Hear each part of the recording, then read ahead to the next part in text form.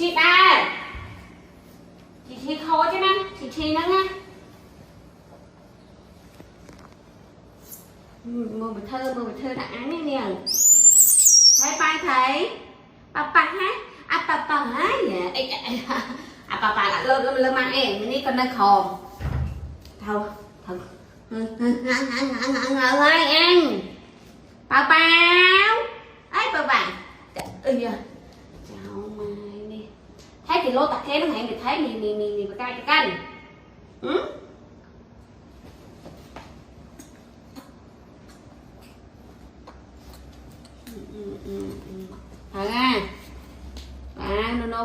no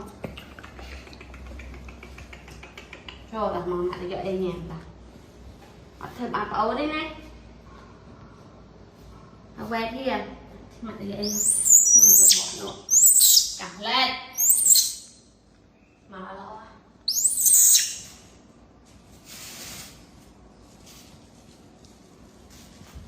ông ba ông gì kia đây các bạn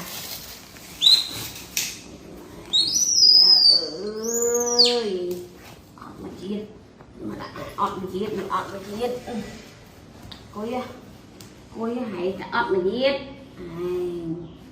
ọt mình chiên tiếp ọt mình chiên tiếp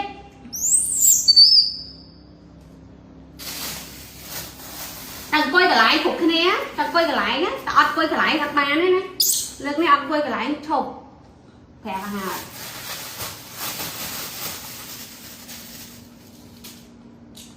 chật ham dần bạn nhà Simon quay cái lại nhé ba quay cái lại ba quay cái lại chật đi